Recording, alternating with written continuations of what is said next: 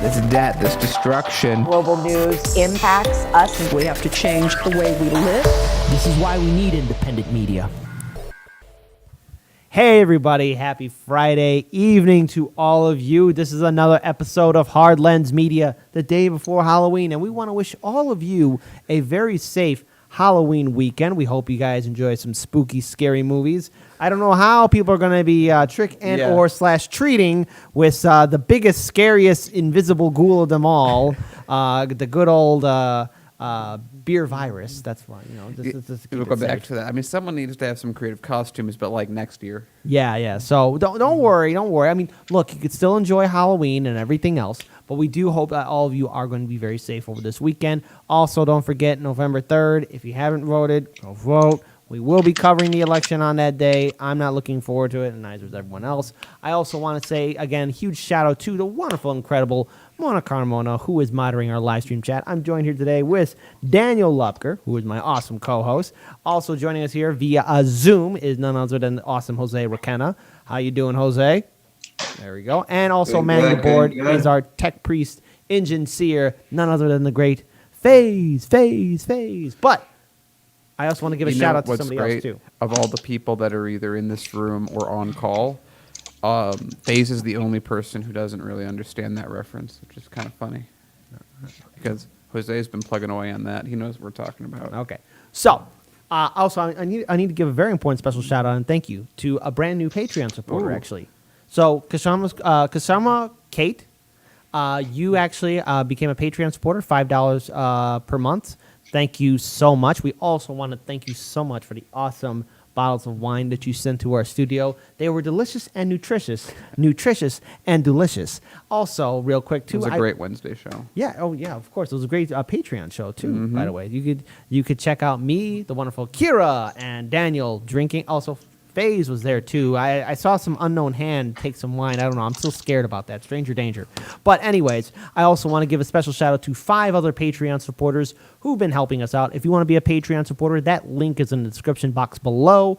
Shout out to Julie, Katrina Seraphin, Fiona Cotterill, Cheryl Short, and none other than good friend of the show, Gray Walker, joined third party. Thank you all so much for being Patreon supporters. Again, our goal is to get to $2,000 per month. We are only asking for a $1 donation so we can update our studio, work on future projects, and update our gear and equipment too.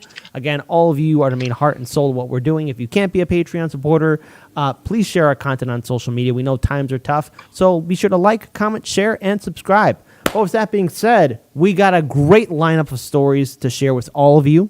And the key thing that we're going to be talking about is a lot, really the hypocrisy of cancel culture, the hypocrisy of the establishment media, and obviously the media having these ridiculous high hopes with the Biden campaign. A fear that I'm very quickly developing of the U.S. media becoming worse than it is by literally silencing anything that they don't like. And right now I just see them building up precedent like every week to do it over smaller and smaller issues that one day we're going to be really upset about. Yeah.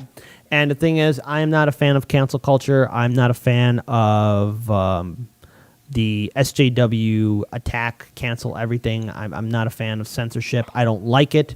And look, the same thing would happen to AJ when he was deplatformed in 2018. I want to be very clear. No one on this team likes AJ. Right, but it's all about the precedent that is set, and all the things that happen on the right affect the left to the right. It's just a very worrisome situation where, well, we're going to talk a little more about it in the show, but it's just worrying me greatly that huge amounts of stories are just going to be swept away because enough people in power don't like them. And also they're able to rally enough of the SJW or either that cancel culture community to twist it in a way to where they make a manufactured win.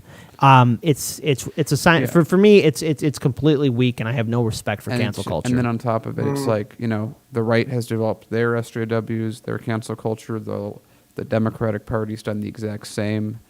And I really mean the Republican Party and Democratic Party. It's just a very terrifying new wing that we're seeing manifest itself. Right. Yeah, go ahead, Jose.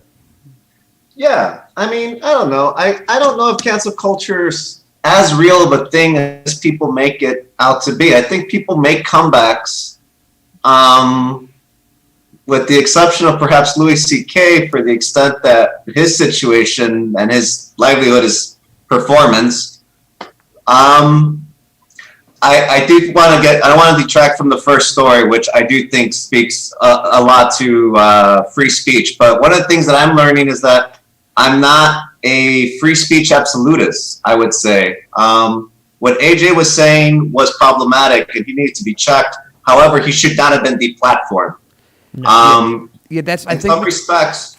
I think that's a fair distinction to make. Yeah. It's like, again, my thing is I don't want, and by cancel culture, I mean much wider. I mean like news agencies just stopping talk about stories. I don't mean in the very narrow sense of like Celebrities not being profitable. Just the idea of I don't like this thing, I'm going to cancel it in Yeah. a very broad sense, and how that's become more acceptable. But yeah, just to clarify, I don't mean it in the very narrow sense. But let's actually get things started. Yeah. So here is a very eye-opening story that happened yesterday, and it's being shared all over the independent media circuit, and that has to deal with what happened to one of the Intercept's co-founders, Glen Greenwald.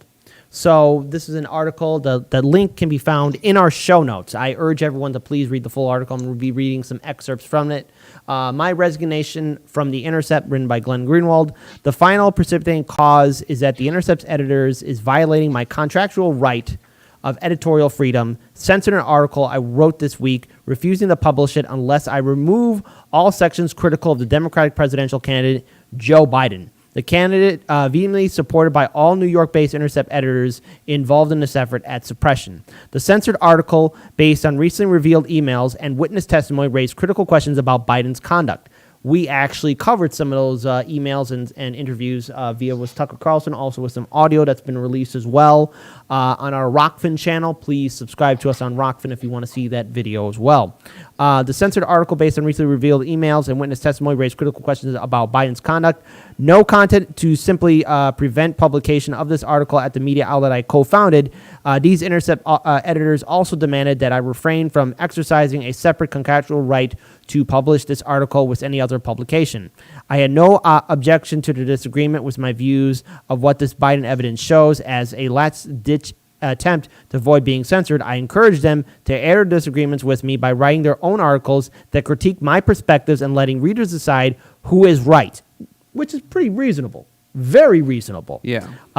The way any confident and healthy media outlet would. And to be very clear, myself, Daniel, Jose, Kira, Laney, everyone here, we all have different opinions here at Hard Lens Media. We all have had different perspectives and points of view, whether it's about politics or entertainment. But guess what? At the end of the day, I respect Daniel's, Jose's, Kira's, Laney's opinion, everyone here who's going to have a different opinion.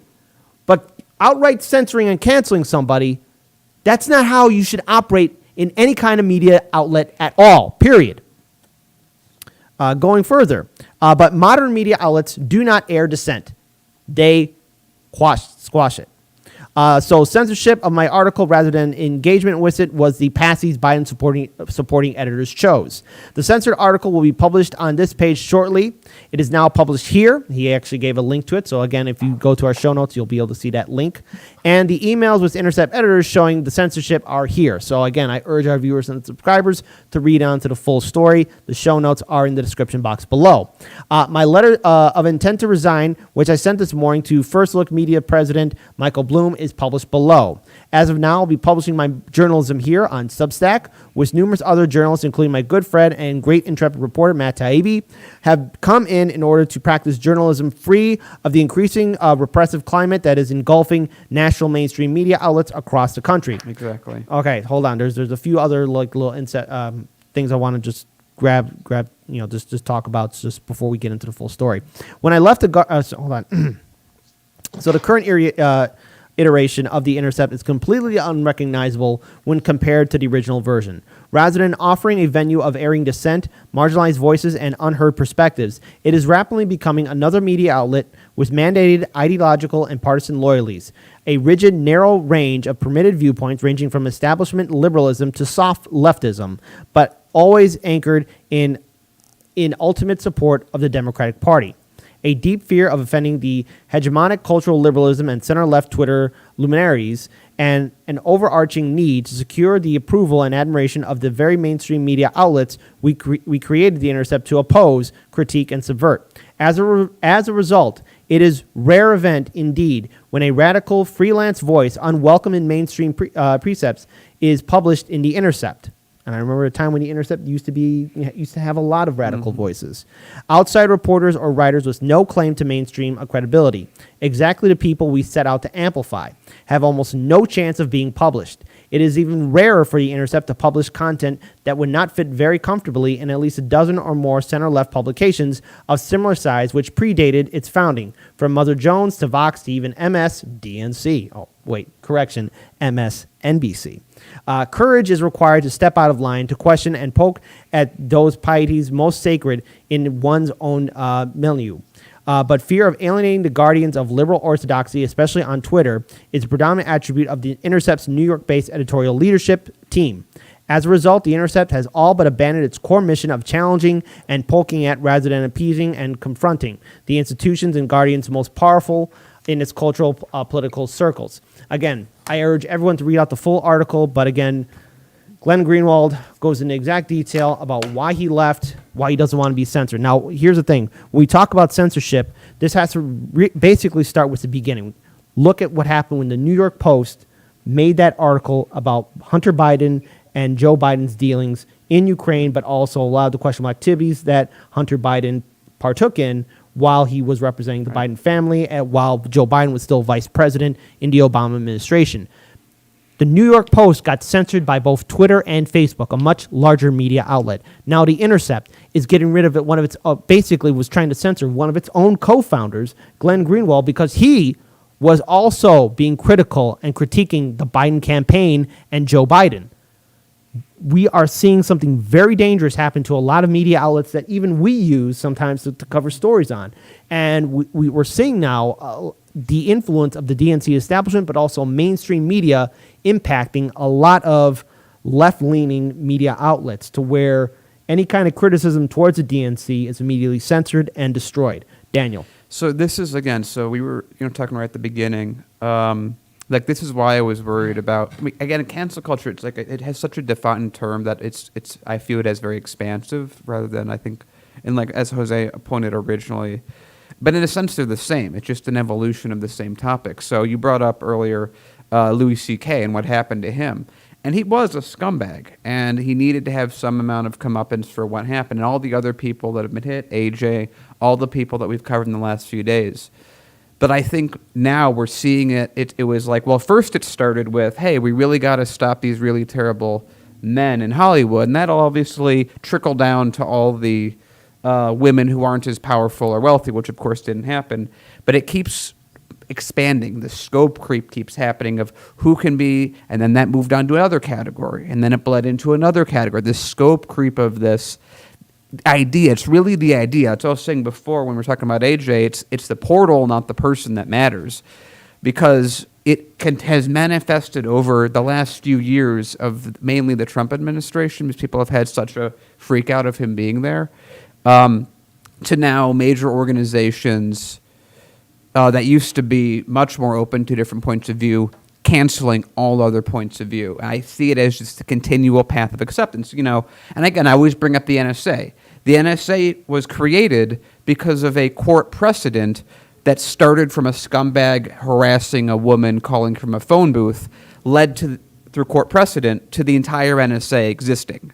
So these very small things that are good-natured can turn into these really horrific monsters. And that's what I'm seeing more and more. And this is an example of that. You have Glen's writing an article saying, hey, there are some issues with Joe Biden.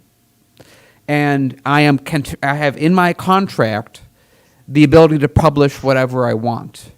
And so legally he has that. And then the free speech aspect and the press aspect, he has that.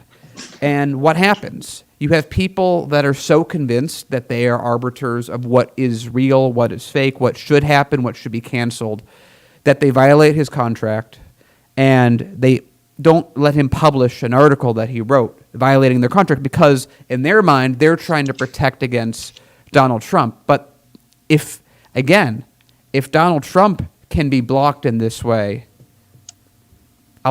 just about everything else is a lesser issue.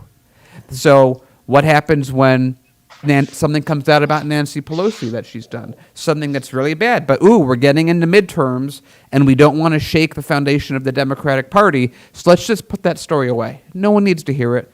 Social media will suppress it. No major outlets will publish it. There you go. It's been canceled. I'm very worried about this continued scope creep that started again, very innocuous, that we can say, hey, bad people were originally being taken out. But again, the portal matters, the precedent matters more than those are just key points. Those are just blocks along the way. And that really worries me. Mm-hmm. All right, Jose. Thanks. What you call it? I mean, I don't know what else to add except, Glenn Greenwald, some people are pushing back that he was not censored, he was editorialized. But at the end of the day, the part of the story that was trying to be suppressed, editorialized, had to do with Hunter Biden, had to do with the laptop, and it had to do with the editor really not wanting to upset the Biden campaign. Because the facts were unsubstantiated or what have you. Glenn Greenwald is very principled, and as I said, I am not as free speech absolutist as his disposition seems to be. But putting it from his perspective, I mean, I think, right now it's more of a concern of, was this a smart move on his part? Because The Intercept is obviously in the bag for the Biden administration, but at the same time, it's paying him very well, and it was a way for him to inoculate himself from the administration of Bolsonaro in Brazil, that is really out to get him and is looking into criminal charges for his role in helping Lula, and his reporting has helped free Lula in Brazil. So without that, is he more exposed to a Bolsonaro administration? From his perspective, I would guess that he thinks otherwise, which is why he had to break from The Intercept. His explanation didn't make it seem like this Hunter Biden thing was, oh man, that's way out there. Wow, this is very egregious about you. To Daniel's point, there's been a slow incrementalism, and what I think people are framing as cancel culture, I think it's really just slow censorship. We should be accurate with, what the media is doing, which is censoring certain perspectives, viewpoints, opinions. In this case, it was slowly trying to curb what he was trying to say. But in his statement, he puts out quite clearly the chain of events that has led him to mistrust how far his this outlet that he co-founded, what let him go to say what he feels needs to be said, which has been his greatest weapon and defense in a industry that runs pretty much antagonistic against an intelligence community that is looking to control all information on the planet and anything that gets disseminated electronically. A Biden administration, not even in office yet, just the heirs of it, about to enter office, making his home base less hospitable, while a government that is extremely fascist and not shy about criminalizing, then prosecuting, and disappearing people. Can he put his trust in the Biden administration not to work with a Bolsonaro administration? Can he trust The Intercept to really protect his family? Or is it his own voice, his truth, and his brand of authenticity that is going to better shield him for what comes next? And I think he made his call, and I don't think anyone in the industry or anyone else out there are in his shoes and can really judge him for that call. So whether it was smart or not, or You could say it was right or wrong. He could have stayed within the intercept and kept agitating different ways. I've talked before how my whole endeavor was always to try to do like a daily show type of show where we can try to take heavy material and lighten it up, not even necessarily for a general audience, maybe just the audience that deals with this stuff on a regular basis. But if I did, I'd have a segment dedicated to Glen Greenwald. There's probably a nicer way to say that, and that's me, Jose Requena, saying that. All the same, that doesn't mean that what he's saying is unfounded. And let's be honest, we really looked into what Hunter Biden was doing to Ukraine. You probably find all kinds of corruption and nepotism. Again, my point has always been that's not an argument to vote for Trump. Just like Trump's bankruptcies and corruption is not an argument to vote for Biden. But that doesn't, a week before an election, Glenn Greenwald wanted to say something, to lend to his brand of authenticity and objectivity. Not being able to say that, and he sees a Biden administration coming of everybody that has really spun where the intelligence community wanted to take the planet. You have Chelsea Manning, you have Snowden, you have Julian Assange. Sorry, I said all those names just now. But another name that's common in all that is Glenn Greenwald. And obviously he's scared of retribution, and his journalism being his shield and weapon is pretty on brand for him. So I'm rooting for him and I wish him the best of luck. Sorry. I would just say, so using this example, if you're Glenn and you've co-founded the Intercept, and even if they're aligned or whatever with the Democratic Party in that way, if you're in his position and you see, okay, right before the election, they're stopping me from publishing this thing. If I submit to it, then they have precedent to do it again. And then they can do it again, and then it can be bigger. And then it's this scope creep. It's like, I think that I actually like the way that you worded it better than even I worded it. Instead of cancel culture and SJW, which really canonically focus on individual people, I like slow censorship and scope creep.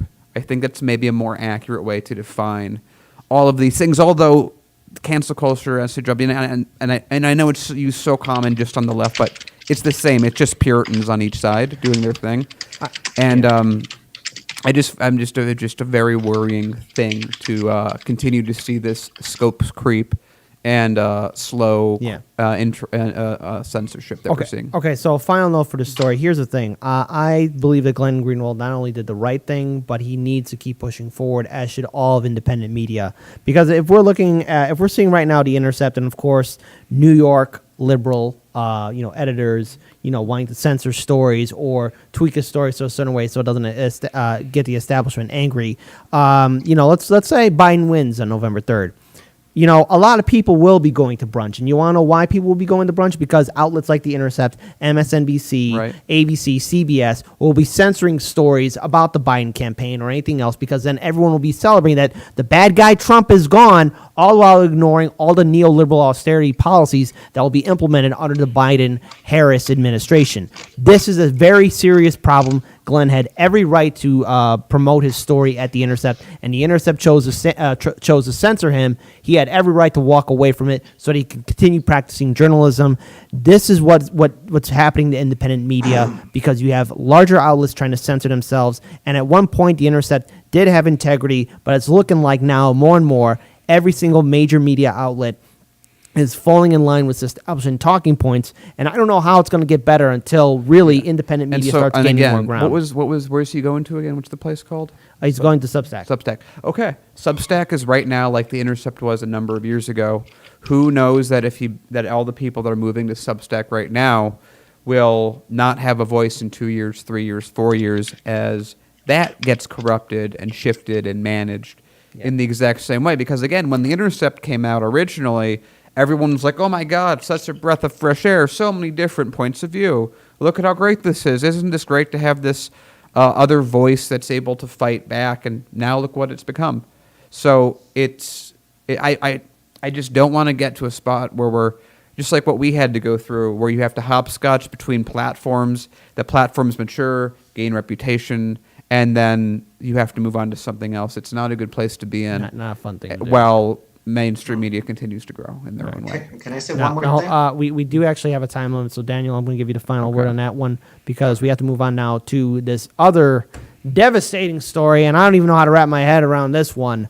Daniel, take it away because this is it's disgusting. I don't know how else to describe it. This is a form of case that we've seen a number of times before. It is a absolutely horrendous case that's done to people generally that have no money to absolutely destroy them, especially when they're correct. Because court cases are very expensive. We're talking, of course, hundreds of thousands of dollars. And, unions can afford it in this case, and individuals can't. So the police officer that was involved with Breonna Taylor's death has decided to sue her boyfriend. So Louisville Police Sergeant Jonathan Mattingly, who was shot in the leg during the deadly March 13th raid at Breonna Taylor's apartment, filed a lawsuit against her boyfriend alleging assault, battery, and emotional distress. Remember, that case has been dismissed for Breonna Taylor. Who cares about her? She's just someone who was sleeping in her apartment. And the boyfriend who protected in this no-knock raid at basically the wrong place. We've got a lot of coverage on that. So the suit claims that Kenneth Walker's conduct was outrageous, intolerable, and offends all acceptable standards of decency and morality. We're talking again about the boyfriend who defended his apartment. When he fired a shot that night, which police say struck Mattingly in the thigh, quote, Walker did intentionally shoot Mattingly or acted recklessly in firing his pistol in the direction of police officers who were serving a search warrant. Again, issues. Mattingly also expressed, quote, severe trauma, mental anguish, and emotional distress. So basically, again, we've talked about how police get to shoot whoever they want for being scared, and now, again, a recurring theme that they get to sue whoever they want for being sad. Which, they have access to therapists, they have a lot of benefits to work with. Because of Walker's actions, the lawsuit claims he seeks jury trial and damages, so he's going to try and collect on this guy because, again, he hasn't suffered enough. Steve Reminds, an attorney for Walker, said the suit was the latest cycle of police aggression and an obstruction of the facts in what is obviously an obvious cover-up. If Kenny can be sued for defending himself, make no mistake, all lawful gun owners' rights are at risk. Hey, by the way, where's the NRA in all this? Oh, right, not a white guy. And that should scare everyone. He said in a statement Friday, we intend to defend Kenny once again from baseless charges intended to harm, intimidate, and cover up the events of March 13th. So here we are. These police do a raid at the wrong place, looking for someone who wasn't there. They don't announce themselves. They move around evidence, and they enter into a house, and they're treated like intruders. But no, these are police. You don't get to do anything to police, even if they act like thugs, act like gangsters, act like criminals. Instead, if you shoot me in self-defense because I haven't announced myself, I'm not wearing police uniform, there's no distinguishing these police from just anyone breaking into this house. Well, I still get to sue you because I got union back and they're going to pay my medical fees, so do not worry me. I am fine because I am sad and I am depressed that the thing that I do to other people, they kind of did to me. That is where we are in America. Then, again, more scope creep to get to the point where we're at. So if you're a cop, you're scared, kill someone. You're sad, you sue the people that survived. And that's exactly what we're seeing. So I'm glad this law firm is going to be defending this individual again. But it's not everyone has that ability because not all cases are national. Not all cases cause protest. It seems like something that they're going to be able to dismiss, or even if they fight in trial. But if you're a regular person, even getting to just dismiss a case as frivolous, half a year of your life, hundreds of hours, thousands of dollars, a lot, $10,000, $25,000. Get that case to trial, could be $100,000 in fees, and and then if you lose, well, that sucks because now you have to pay with money you don't have. Yeah. But then you're basically just in debt forever, and then they can start toying with you in other ways. We've covered so many stories of, oh, you're in debt. Well, you had to come to this court case, but we actually didn't give you a summons at the right time, so now you're going to jail. Oh, wow, now the police, the same police that you shot, are now in control of your actions because you're in prison. They can threaten you. They can do a lot of things, all because they were unprofessional gangsters. Okay, so there's a couple of things. Number one, Breonna Taylor was murdered. Let's be very clear. She was murdered. Number two, her boyfriend. I can imagine the anguish that he's going through. He lost his girlfriend, his love. And he had no choice but to defend his home and his significant other from what was basically what he assumed was probably somebody trying to enter in. Because, the police did not acknowledge themselves. They didn't state anything what they were doing. In fact, it was the wrong house that they went to, period. So again, horrible logistics, horrible intelligence on their part. They go in there, guns a-blazing. He had every right to defend himself. Hey, NRA. This is a perfect example of defending your property and your home and your family. Where are you at? Why are you so silent? He was being a responsible gun owner. Somebody knocks on a door, dead at night. Yeah, that's going to raise some alarms. Who is that knocking at my door at this time, at this hour? Who is doing that? Obviously someone who's not even saying, hey, it's me, Bobby from next door, I need your help. Or, hey, it's me, your cousin, I came here to visit. Sorry I'm so late, help, my car broke down. Nothing like that. No one responded when that door was being knocked. So he had to defend himself. And then what happens? The police charge in, they shoot up the joint, and Breonna Taylor, she died. She was murdered. She died. Where's the justice? And people wonder, well, why are there so many Black Lives Matter protests? Why are they happening? Is it because of crap like this? And now he has to deal with more of this mental abuse? More of this emotional scarring that he has to deal with? Breonna Taylor's boyfriend did nothing wrong. Breonna Taylor was an EMT.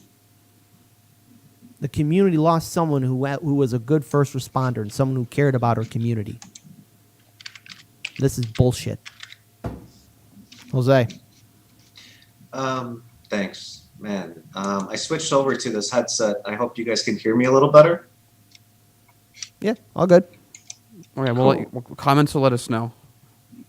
Great. Well, I hope this clears up my microphone a bit. And yeah, only point that I really want to add that hasn't been said is shout out to Charles Booker, who would have been a much better candidate against Mitch McConnell. He has filed for an outside investigation into the Attorney General's findings in Breonna Taylor's case because there's been a real miscarriage of justice, the way that many people anticipated there would be.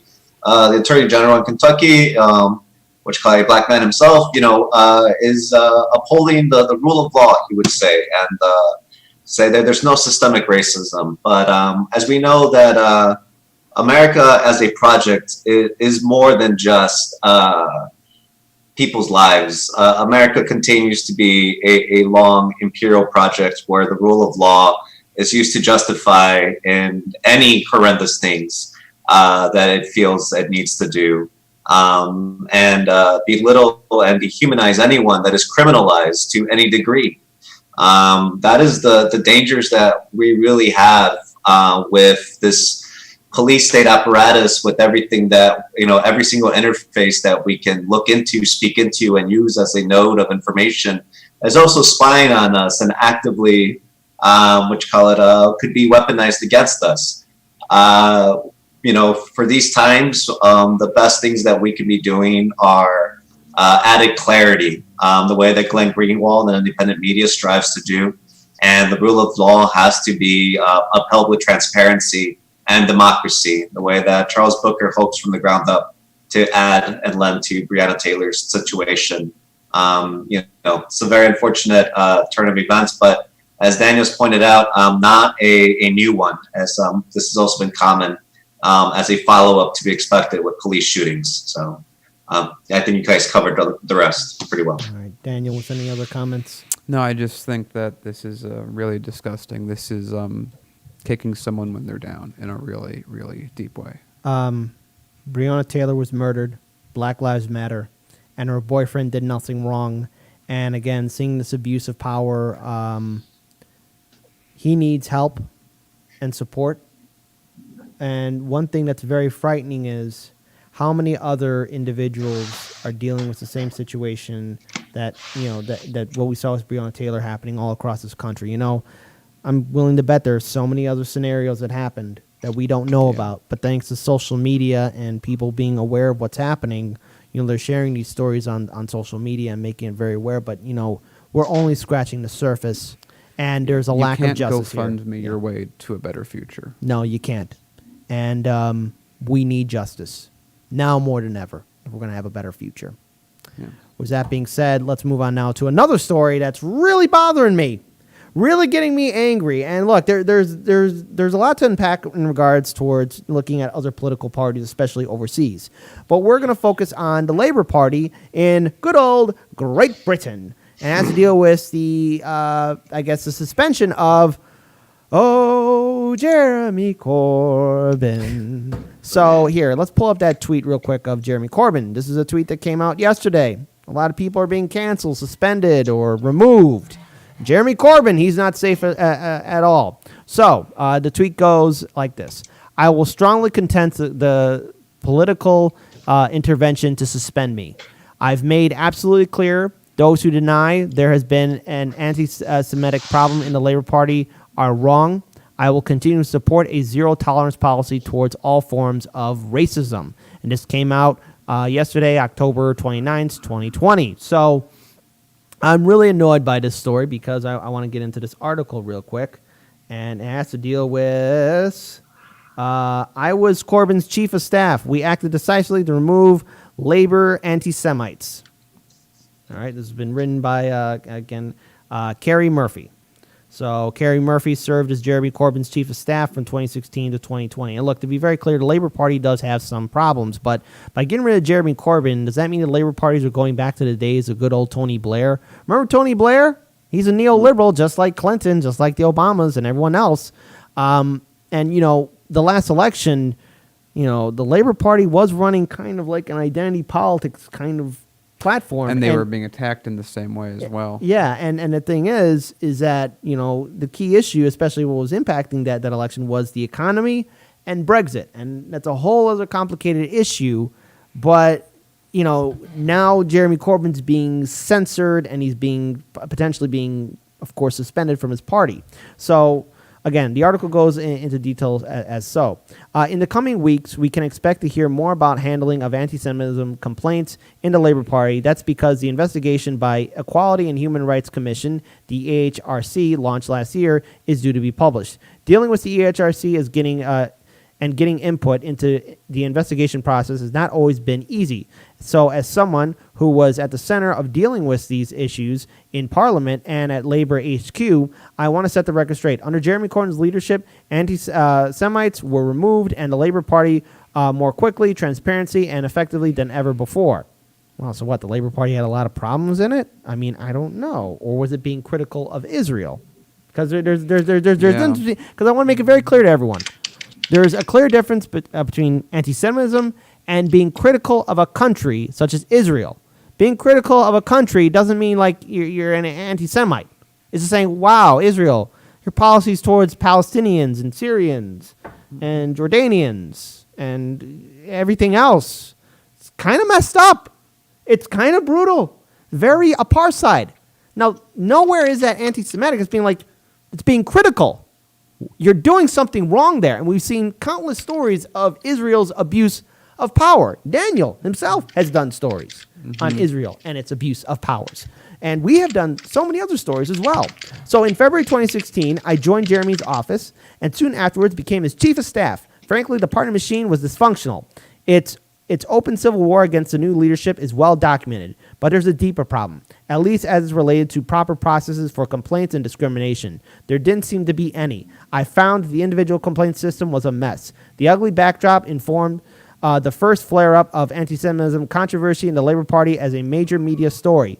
That took place in April 2016 when old Facebook posts from Labour MP Naz Shah, a pro-Corbyn activist Jackie Walker surfaced along with Ken Livingston's thoroughly offensive invocation of Hitler in his attempted defense of Shah's former online activity. Action was taken immediately against Nas, worked hard to rebuild relations with the Jewish community.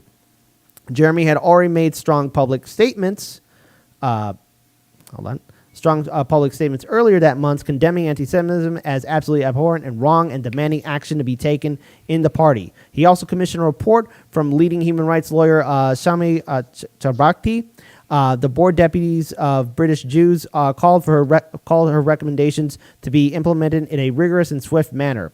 But despite assurances from the party HQ and then General Secretary Ian McNull, they weren't, and the system continued to not function. The figures are stark. From an audit of more than 300 anti-Semitism complaints received by the party from November 2016 to February 2018, only 34 have been investigated, and of them, only 10 were suspended at the time. So the thing is, here's the thing. I'm still trying to wrap my head around, because this is an opinion piece. So what are you getting at? Like, Jeremy Corbyn's always been anti-Semitic? Because I just don't see it. All of his tweets, all of his years of being involved in the British political landscape, I just don't see it. I think people are grasping for straws here. I think they're trying to make something out of a nothing burger. Look, are there bad people in the Labour Party? Yeah, there probably is. Just like there's bad people in the Democratic Party and in the Republican Party and in DSA. Oh no, I'm going over here. Yeah, there's bad people in the Green Party, Libertarian Party, and so many other things. But the thing is, I just see this as a way for those in power to go after those who are trying to shake up the system. And Jerry Corbyn, at one point he had a huge following, and now he's, there's been a lot of people running this kind of cancel culture, identity politics kind of thing, and now he's on the chopping block. Yeah, Daniel. So just sort of a reminder in the timeline of how this all sort of took place. This really happened in the last British election and the build-up to it, where the entirety of the media, which also has the same consolidation issue that we have in the U.S., in a political party that's very much like the Democratic Party, acting basically the same way that they did to Bernie. It's sort of the exact same template, let's call it, where with here, it was delegitimize him. He's a radical. His plans can't work. You can't pay for it. How are you going to pay for it? How are you going to do health care? Americans love their health care. He's a radical. He's a socialist. He's a communist. That's the way that they were able to deal with. He's not the guy that can beat Trump. He can't beat Trump. There's no way he can beat Trump. Trump will be reelected. That's how in one facet of how they took down Bernie. For the British, it was Jeremy Corbyn's an anti-Semite. All the people around him are anti-Semite. He's promoting people in Labour that are anti-Semitic. That's a lot of how they took him down. They forced or they put out a battlefield of identity politics attacks, and Jeremy, instead of correctly dealing with these issues and calling them out for doing this, decided to play the game. But that's sort of an issue because we are talking sort of a bigger army diplomacy situation where if all the media or much of the media that are owned by the same people are aligned in the same way say something and then the party says something, one person can't go, yeah, but no, what they're saying is incorrect. You have to really slam them. You don't really have another answer. You don't really have another way to do that. And it's very similar to when we've talked about Bernie, how we felt, at least I'll speak for myself, how I felt very similar in how this has played out for Jeremy and how it played out for Bernie, that they were pitting you in a competition where you would always be outnumbered and outgunned and played it on a mano-a-mano scale, which no one can win. No one can win that. So, but what was the reason for this? Jeremy said, hey, maybe we shouldn't, kill Palestinians. That Israel should not do that. Might be a good idea. And then it just took off from there. And that's how this works. That's how this has worked in the age of television. You just get all the finite media, which again, since they've all consolidated, to carry roughly the same message. And then everyone reads the papers and it's overwhelming. And who are they going to believe? Jeremy Corbyn? He's not really giving any defense that's not standard. Because at that point, you can't play a standard game. You have to act out of the box. And Corbyn didn't. And the entire thing took over the party. They had a huge loss. in a large part due to that being the entire message of the Labor Party that was being used against them. So Jeremy goes, and who are they going to bring in? Someone that's more in line with their talking points. And just real quick before I hand it over to Jose, what's really angering me is that you got these people now doing these witch hunts going after anyone that they deem as anti-Semitic. Okay, well, if you keep on gutting the party, what made it, or what put a lot of attention on the Labor Party in the first place was people who were outspoken against the mainstream narrative. And now you're just willing to, well, gee, you made a tweet that looks like anti-Semitic. Oh, you're being critical of Israel. That's anti-Semitic. You're doing this. It's anti-Semitic. That's that. That's everything. And again, this is what I don't like about cancel culture. This is what I don't like about people taking stuff way out of context or going and looking at tweets way back when. I mean, of course, if somebody did something stupid or posted something else, okay, be held accountable for it. But you're really grasping for straws here when you're trying to take over a party after, look, to be fair, Jeremy Corbyn, with his name, with his ability to gather crowds, he set the groundwork to really create a strong movement. And now it's going to die down because people are taking his words and other stuff way out of context. They're going after other key supporters. And, we wonder why progressives fail, why the left always fails, is because the interior circle firing squad. And it's stupid. And it's come to a point where I have to identify myself as an independent, because if I was part of any activist group right now, I think they kick me out in 10 minutes because I'm probably going to say, oh, I like to have a nice steak dinner. That's going to offend somebody. Or either that, I like to drink whiskey. That's going to offend somebody. Or I'm going to have a different political point of view. That's going to offend somebody. Sometimes people have different opinions. But if you're going to say that Jeremy Corbyn is anti-Semitic, I want to see proof. Where's the proof? Where is it at? That's the whole idea. If you're making a statement like that, I want a detailed document on how Jeremy Corbyn is anti-Semitic or pro-anti-Semitic, because otherwise I'm not seeing it. And it sounds like those who are within the Labor Party, especially in Great Britain, are talking out of their butts. So show me proof. Show me evidence that Jeremy Corbyn is this big, scary bad guy. Otherwise, you got nothing, and you wonder why the left always loses. It's not only an American problem, but it seems to be a British problem as well. Jose. Yeah, I mean, again, cancel culture, it's such a right-wing term, like SJW. It's just like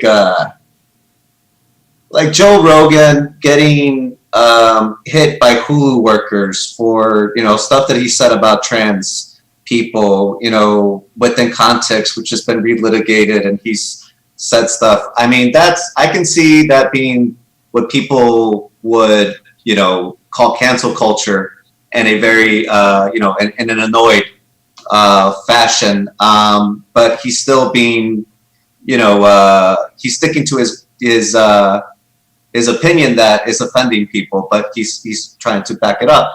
I can see why that's problematic. What's happening to Jeremy Corbyn, I think, is not necessarily cancel culture. It's harsh censorship for any kind of criticism against Israel as a nation state. It's like the Red Scare, McCarthy imprisoning Hollywood person after Hollywood person after Hollywood person for what they think. I wouldn't call that cancel culture, but I think that's more accurate about what our fear of, what happened to Jeremy Corbyn is going on. Another thing is that Jeremy Corbyn was sabotaged. People within the Labor Party, they were supposed to be working his campaign, were working against them, and that came out. So yeah, there are bad people within the Labor Party. He didn't purge the Labor Party of Blairites, which could be seen as a mistake that he's made. So I don't know where the left in England really goes, but it's clear that destroying Jeremy Corbyn's legacy of leftivism is very important to a neoliberal party like Labour, to the Tories that have been leading the COVID disastrous response in England, and now all of it's in flux, ready for billionaires with resources and means to come in and save extremely desperate and sick people, and placate the masses that way. The rich have studied how to placate the masses throughout history. I think they're quite obsessive with that history. I want to compare that to where Bernie Sanders is at now, where if Trump were to win, he is still the figurehead of the mass movement of opposition towards the establishment in a way that Tulsi Gabbard does not have the groundswell or numbers to comparably say that she does. If Biden wins, he seems like he might be labor secretary in order to enable the lack of union membership to actually organize for critical and what you call it strategized mass strikes to perhaps kick off a general strike, perhaps to in threat of unionizing the gig economy and what you call it, and every single sector that we possibly can. Primarily looking at industries that depend or companies that depend on the American government subsidizing them, like Walmart or Amazon, to be unionized. So I get the Green Party criticism. I get the international criticism of Bernie Sanders. As far as someone that's been leading the movement to get us to a better endeavor, much love to Jeremy Corbyn, but the way that he fought it didn't make it, and that's what Kyle Kalinski's been destroying Bernie Sanders on. That's what Jimmy Dore's been destroying Bernie Sanders on. That's what people have been trying to cancel Bernie Sanders on. You failed. Why should anybody try to emulate what you did ever again? That's where what you call it, the British Crown would like Jeremy Corbyn's legacy to be at. And they seem to have it there a lot closer than corporate media got Bernie Sanders there. So it's very troubling to see. But again, these endeavors in independent media and, again, how this all started to, whether it's censorship or not, we should have all our voices out there.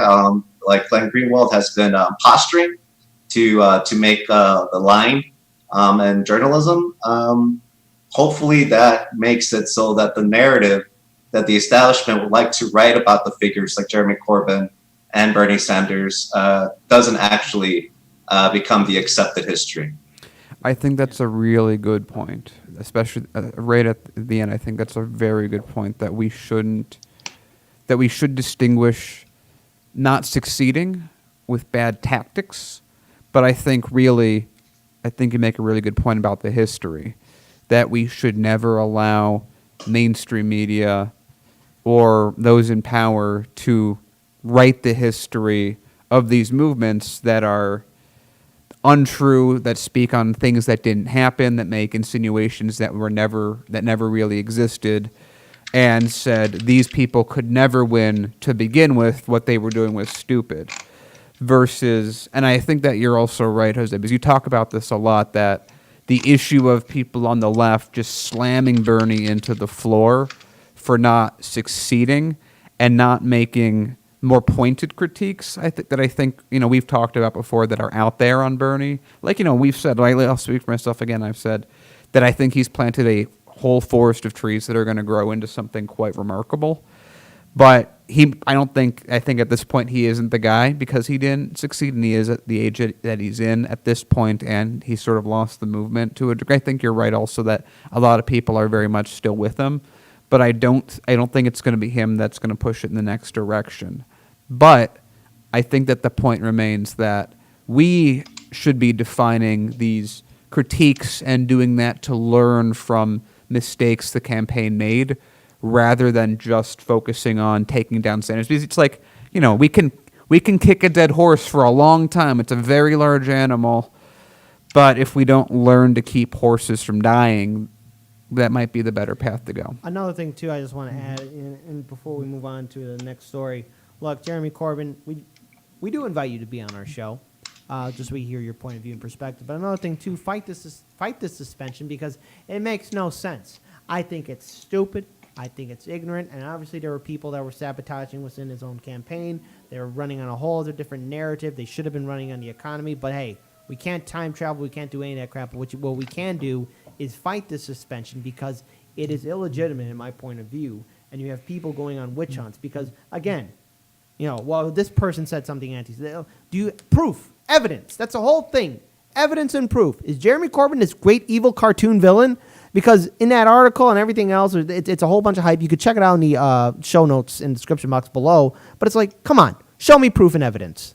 Well, with that being said, let's go on now to our next story. Daniel, what's going on, man? Okay, so I have a kind of a short story on the theme. It's like we've really on the last like this entire week just been like, hey, you know, we should really care about all these precedents that just keep being set right before the election with media. And so again, this is another story where don't like the people that I'm defending, but again, it's the portal that matters, not the individual.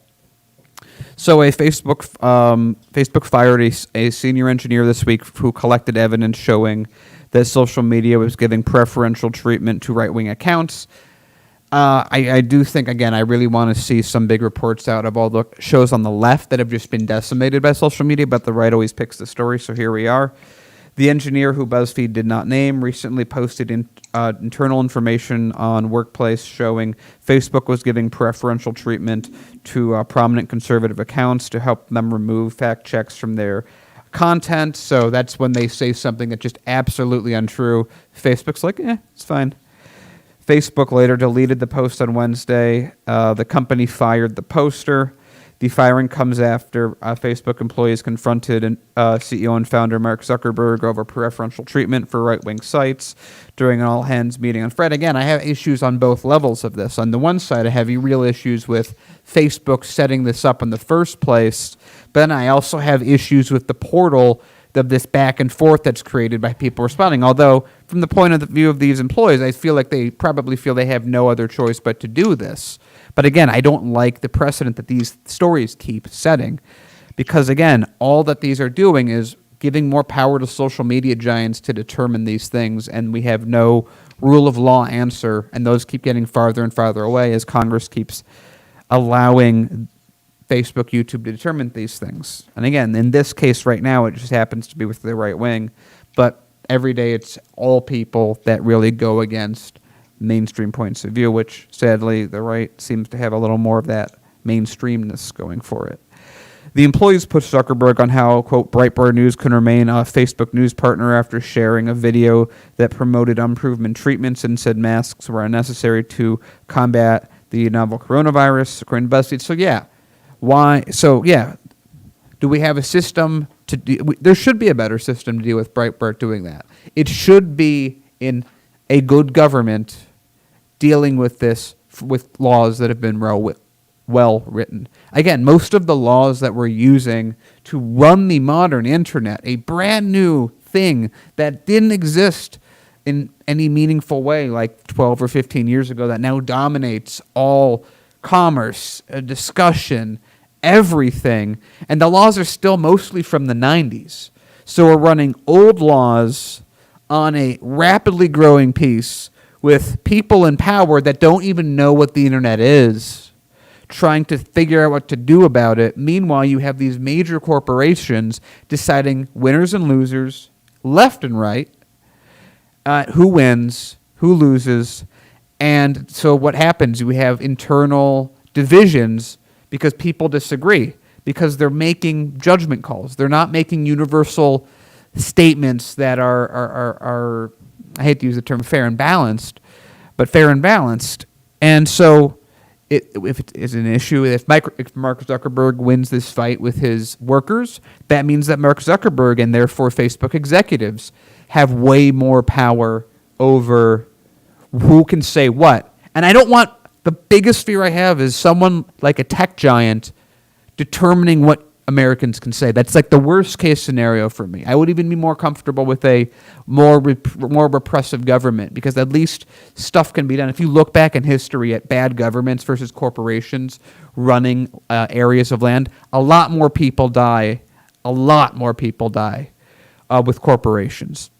It's the worst case scenarios for corporate rule. That's what we can't move towards. Or on the other side, if you have a bunch of employees who can override what someone says because they're feeling unhappy, I feel that's also an issue, when the correct point should be have a good rule that's universal throughout the entire country that makes the best case, the best test for everyone to use. And we just don't have that now. We don't have a government that wants to do that, that's not corrupt enough to do it correctly.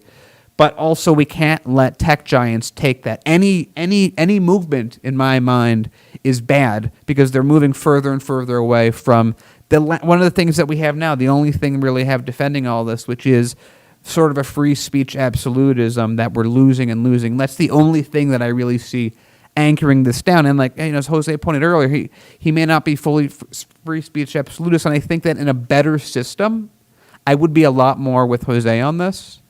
But now I'm just worried because I feel like it's the only thing, one of the only things that's anchoring down from either corruption by government that wants to really act on the behest of corporations, or defending themselves, or corporations doing it directly. Neither of these paths, or people inside these companies, which again is still just corporations gaining more power. I just don't like any movement, and I don't like any of the movement that I've been seeing. Right. Jose. Thank you. Yeah, and I appreciate that distinction, Daniel.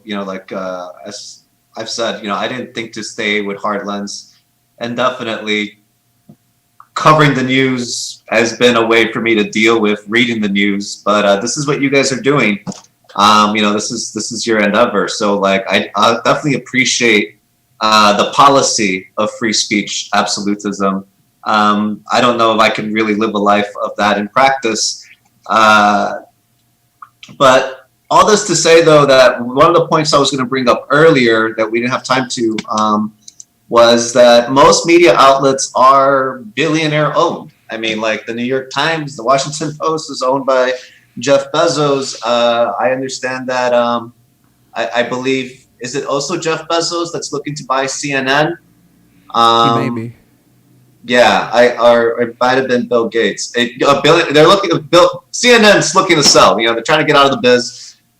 Even The Intercept is owned by one of the original founders of eBay for the endeavor of a much more, is that for a better, more accountable government, or a government that's much friendlier to Silicon Valley, deciding what is free speech and what's not, and what's business and what's not? Seems like a Biden administration's totally down with that. The Intercept now suddenly wants to play well with them. And to your point, Daniel, it is extremely scary for corporations, for any aristocracy, for billionaires to use public institutions and it's one thing for them to be owning the means of production for their own endeavors. It's also that fact that they use these institutions to constantly lie to the public. I think Caitlin Johnstone had a really good, she drops really good lines. I consider her a bit of a shock jock at times, where she goes to shock, but she really just highlights the fact that purposefully the oligarchy has made it so that America has lived in two very different realities. The news that people are getting about Hunter Biden's laptop and the people covering it up, and was it stolen in a subway? And Rudy Giuliani is actually a genius if you really look into it. You're not going to find that on MSNBC, on CNN, but anybody that I know, and I do have friends that watch Fox News that buy into that stuff. People I talk to, they know everything about all of those details. Facebook and Silicon Valley, Twitter, having in real time, deciding what gets elevated, what doesn't, what is true and what isn't, is extremely concerning and is extremely scary. And there's even less democratic process for us to affect that. And it used to be social media was the more democratic means. Now it seems that Silicon Valley was perfectly happy if Trump were to win again, though they seem to have found a willing business partner, and Joseph R. Biden as well, which goes back to the fact of we live in an oligarchy. We should be punching up. Who's really in charge? We've talked about Elon Musk. I do like the framing that he's upset the old guard that used to really run our government, the fossil fuel industry, the weapons industry, the perennial war industry. 10 years ago, there was so much hope, to use a term, that a younger, much more progressive president with an evolving industry in Silicon Valley could work together to recreate our democracy and physical reality to a much more equitable and accountable place. We did not get that at all. We got aristocrats and oligarchs being aristocrats and oligarchs. And now 10 years later, the Silicon Valley might have put the old, a military industrial complex on some kind of check, but they're in desperate need of a public uprising check themselves. I actually think you helped me connect my wording on this. I'm really worried that any choice that's made in this era is only moving towards centralized power. And that's why I'm very terrified of any choice or any of these precedents or any of these key moments getting decided, whether it be with AJ, whether it be with terrible people on the right, whether it be with BLM on the left, whether it be, anything that anyone perceives from whatever point of view they're coming from as bad or needs to be stopped. Really, I would just call them Puritans. But I think I'm terrified of every time one of these moments happens, it's never us. It's never you guys that gain freedom from the result. Right. It's always some billionaire tech company, government that uses those instances to steal power from us. And that's the gate that I keep worrying about. So real quick, just to wrap up this story, I'm against censorship. I'm all for free speech. We saw firsthand here with our original channel that you're watching in what it's like to be shadow banned. We saw firsthand what happened to the last Vagabond and the Convo Couch and what they had to go through. I don't want anyone to go through this. Richard Medhurst, his channel went through the same thing. YouTube is supposed to be a platform of free speech. Same thing like with all the other social media platforms. They all should be public utilities at this point. So should the internet. We need net neutrality. But sadly, we have an establishment system that's all for censorship, and all with the support with the political establishment system as well, because they want to control a narrative. If we're going to fight for a better future, people got to start stepping up, because the path that we're on right now, every independent media network you follow or any other content creator that you follow on any social media platform is at risk of being put on the chopping block, because Twitter and Facebook have a lot of power, but so does Google and YouTube. And if you step out of line or go up against the narrative, you're done. It's happened to us. It is very real. And that's why we always say double check and triple check that you're still subscribed to this channel, because it's going to get risky. It's going to get dangerous out there. And with the amount of power that Silicon giants are going to get, Silicon Valley giants, what they're going to get, it's unthinkable at this point. And we need to be better. We have to be better. And we need to support free speech. Otherwise, we're at risk of losing what we have. But we now are going to move on to our next story. And huge shout out to Case Study QB. Follow him on Twitter. Yesterday was his birthday. Hope you're doing well. But this video is just hope for the Democratic Party. I don't know what Kamala Harris is going to push Biden to the left. Don't know what I'm talking about. Please, everybody, sit back and watch this video, because I also have two other interesting tweets to share with you as well. So let's play this first video again. Follow Case Study QB on Twitter. The thing that we're looking at is how black progressives and progressives in general are really looking at Senator Kamala Harris to be the pressure point on Joe Biden in his administration, on how you can make sure that Joe Biden follows through on some of the progressive things that he's talked about during the campaign. So the hope is that Harris will be able to sort of penetrate Biden's mostly centrist inner circle, and that she'll be pushing him to stay true to some of the things he campaigned on. So, you look at the arc of Biden's career, and I know you've covered him and from your time on the House and in Congress as well, is when he was vice president. He's had this superpower almost to find the center of his party, and that served him pretty well. But the moment right now, and progressives want to see him move to the left, and that's what they're hoping Senator Harris can do. Casey? Hans, my one question about this, I have to say, is that, if anything, I feel like Harris has proven that she is able to do that same thing that Biden did, which is find the middle, try to find the position. I'm not sure that she has the same level of progressive credibility, frankly, that like an Elizabeth Warren or a Bernie Sanders has. I don't think progressives are disputing that. So it's sort of a double levered hope, right? They hope Biden's progressive, and they hope that Kamala Harris is progressive, and that they can use her to lever Biden's centrism as well. But look, There's some areas where we don't really know where Senator Harris is, right? She was unclear during the campaign on this big sort of progressive totem, and that is what do you do on Medicare for all, right? On that one. On criminal justice reform, she has shifted, right? I mean, she was for locking up truant parents, but then she got religion on sort of the criminal justice reform and really moved to the left there.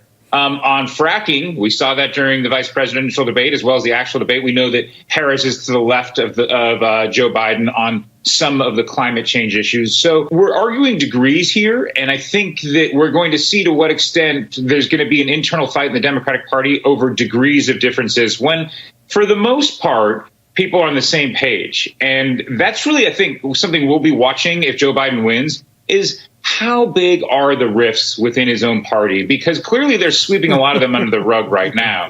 But when you look at... Let's play the second video that's on that Twitter as well. Just scroll down.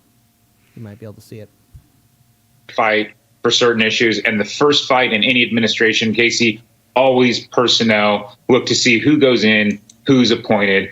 And then look to see what portfolio Kamala Harris actually gets. Is it a substance or is it simply symbolic? Well, personnel is policy in so many of these fights. And Hans, just to stick with this for a second, I mean, one thing that I've been sort of turning over my head, if in fact this plays out the way so many strategists right now think it will, with a potentially sweeping Biden victory, but certainly a convincing one, the party that he is going to lead into the White House is one that will have absorbed a lot of disaffected, potentially Republicans, a lot of independents as well. I mean, that's going to be his coalition, and he's going to have to contend with a left that perhaps is going to want him to use tactics that completely don't come naturally to a politician that spent his entire time in Congress cutting deals. How do you think Biden himself is going to navigate that if this is where we end up? He's a creature of the Senate.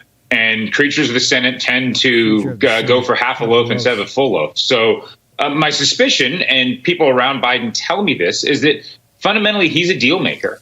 And he'll try to get to 50 or 51 in the Senate. Yeah. And, some progressives could be upset with that. Maybe there are enough votes on the progressive side, right? We don't know if Democrats are going to win the majority. We don't know if they're going to have 54 or 56 seats. So a lot depends on the Senate. And that's something we've been picking up here in the last couple of weeks that so much focuses on and so much really matters in terms of the Senate. But, Joe Biden likes to make deals. And we all know what Joe Manchin's like. He's a friend of yours, a friend of the show's. He comes on and he's gonna have an incredible amount of power. The question is, how many other Manchins are there?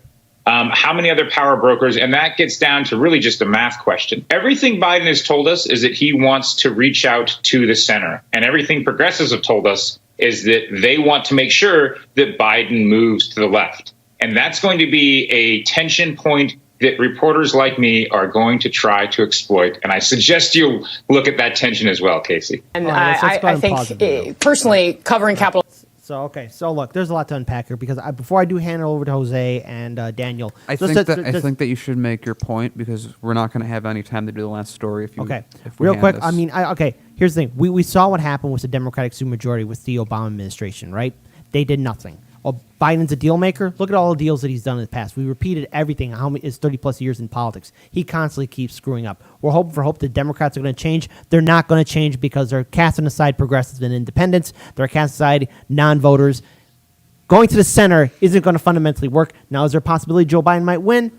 I don't think so. I mean, who knows how this election will turn out? But obviously, if Biden does win, he's not going to listen to progressives and Kamala, who didn't win any delegates.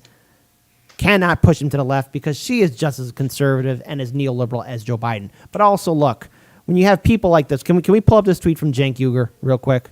Again, let's actually zoom in on that nice little tweet. Over the next 2 years, we're going to find out who the Democratic Party really is if they win the White House, Senate, and House. They really have no excuses for not passing progressive agenda. My guess is that they will do no such thing because of the donor class. Then we'll find out who the media is. Okay, well, again, Cenk, we already know who the Democratic Party is. We already know who the corporate media is. We've seen them screw up time and time again. Biden is someone who's establishment to the core. Let's play this little video of good old Biden because, this is what we're going to get. I'll lead an effective strategy to mobilize true international effort to pressure. I'll lead an effective strategy to mobilize true international effort to pressure. And there's our boy, Biden. So, Jose, Daniel, please take it away. I actually don't think we have time to take it away, because if we do, I won't have a story to read. Okay, so I guess as a final note, vote blue no matter who. All right, good luck, because they're not going to listen to you. All right, next story, Daniel. Okay, so I'm gonna keep this short so everyone else we can talk about it before we go to Patreon. Anyway, so we'll start this segment now. This is a nice story. Again, I always try and have a nice story at the end of the show. And I know, Jose, I want to hear your point on the hemp farming that'll potentially come with this, and we're going to talk a little bit about the political implications. But the Mexican Senate will vote on cannabis legalization bill by the end of October, which is going to be like this weekend. I checked today. This article is basically 2 weeks old and is talking about in 2 weeks. So this weekend, there might be a big passage of a bill that will really upend a huge amount of policy and people's lives over the planet. So activists have been eagerly awaiting on the reform legislation since the Supreme Court deemed personal possession and cultivation of cannabis unconstitutional in 2018, though some are pushing for a greater emphasis on social equity before lawmakers pass the pending bill in its current form. The High Court in April granted a second deadline extension to give legislators additional time to enact the policy change amid the coronavirus pandemic, pushing it to December 15th. That said, Ricardo Monreal, the ruling Monreya party's leader in the Senate, said the chamber will advance the bill before the end of October. It's not clear if the legislation will go through the committee process or straight to the floor, given the tight timeline. Zara Snap, a legislation activist with Intuisto RIA and the coalition Regulation Port La Paz, told Marijuana Movement that the advocates have similarly heard from senators that the plan is to quickly pass the proposal, that they're hopeful that's the case. If the Senate passes the legal cannabis bill, it will still have to go before the other house of the nation's Congress. But as we know, generally speaking, the Senate is always the more conservative branch of any country's government compared to a representative group. So it's more likely if you pass in the Senate, you're in a really good sense to pass it in a House.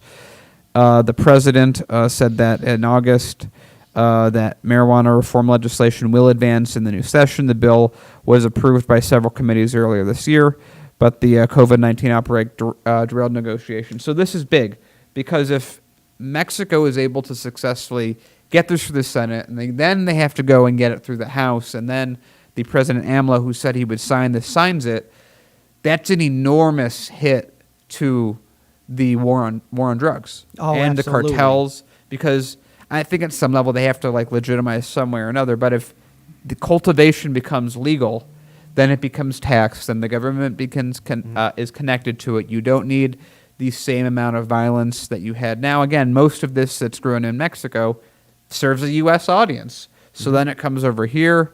And actually, even on that, we've seen a decrease as legalization has happened across states. And with that, I'm sure, I know, Jose, you're always very, very big on hemp being there. Then you have hemp that local farmers could use because it's much harder to compete with American corn. I just feel that if this goes through and we really have basically Canada to the north of us is legal, Mexico to the south of us is legal. Took something I was going to say right there. Then it becomes a much bigger deal. Jose, I do want to get your opinion on this. Can I just go off first with this? Real quick, I mean, again, Mexico potentially legalizing cannabis for recreational and medicinal use, decriminalizing it, legalizing it. Canada already way ahead. The only one who is caught in the middle right now is the United States. We're stuck on this weird idea that, we got to have this war on drugs. War on drugs, similar to prohibition, is just a child's fantasy of morality. Get rid of the bad thing, and no one will want the bad thing. It's crap. Prohibition doesn't work. The war on drugs has destroyed countless communities, not only here within the United States, but has impacted the entire Western Hemisphere. And the war on drugs, it was a joke then, it's a joke now. It's time for us to effectively and fundamentally move on away from it. So I do hope that it becomes legal in Mexico, because it's long overdue, and maybe the rest of the country here in the United States will finally get it through its head that the war on drugs and cannabis itself, the war on cannabis, was a dumb idea from the very beginning, and I hope that all those who promoted it will be forever mocked in history. Jose, what's the final word? Thanks. I think you definitely got the sentiment right, Kit. That's exactly what I want. That not happening is precisely why the DEA still exists, even though they knew that they kind of shouldn't. That a lot of their job could be outsourced to the newly developed Homeland Security Department. But for political purposes, Obama slow walked rescheduling cannabis from Schedule 1 to Schedule 2. And then just like everything else that he gave away the farm on, no one was there to meet him, whatever he called halfway on at that point, and it didn't happen. Joe Biden is not running on legalizing cannabis. He's running on rescheduling it and saying that the science is not out on cannabis yet. That's a way to have the federal government really control who has access to that industry and who doesn't, and to heavily regulate it by claiming that, the psychosis effects of cannabis are unknown on people thus far.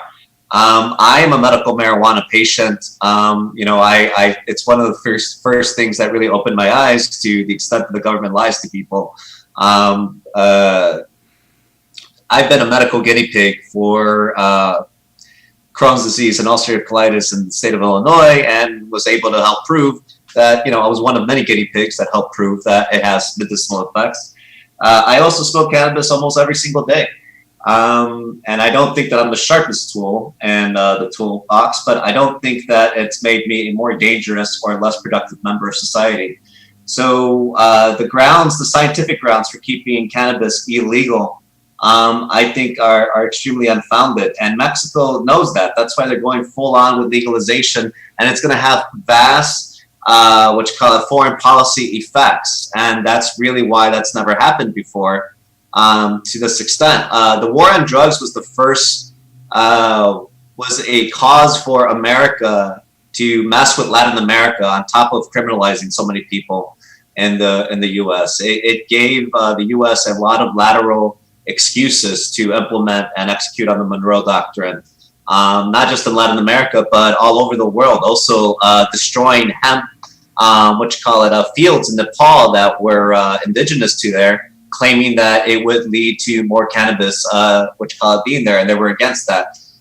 Mexico moving ahead with this is signaling with Canada that they want to move that foreign policy away, which, again, with everything being in flux in Latin America, a lot of attention in Argentina, Venezuela, and Bolivia, a Biden administration's relationship to cannabis and what Mexico is going to do right now is going to be very indicative of how openly they would go to isolate left-wing populist socialist regimes in Latin America at this moment, which is the primary concern with the Biden administration. So I'm going to give you guys some time too. All right, Daniel. All right, so I would just say again, this just goes to the same arguments that we've been having. Like, one thing I know that me and Jose agree a lot on is the use of hemp to replace a lot of oil products, which I think is perhaps the most valuable part of it than anything else. I know it's very good at making rope and a lot of other stuff, and it can make paper way easier than trees and like just better at just about everything.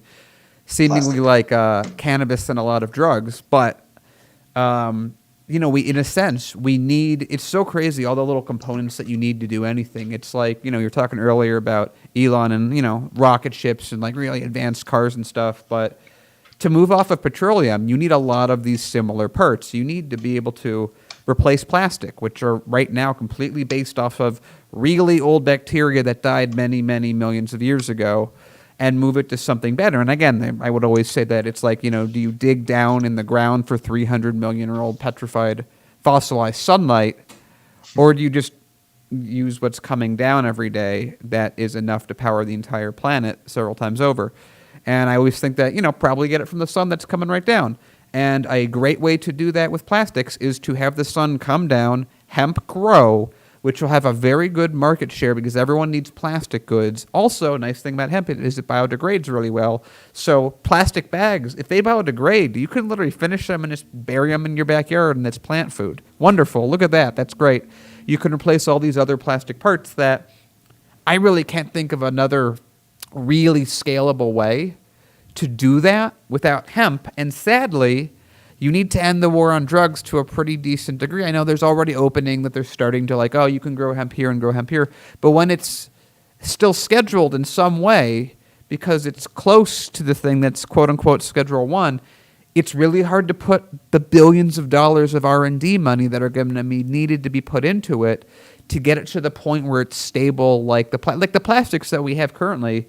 It's been over 100 years of trial, error, breakthroughs, this and that, to get it to the stable product like a Coke bottle or something that we have today.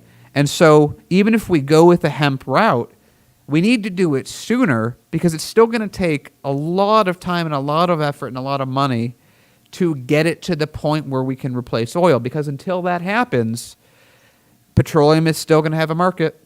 Mm-hmm.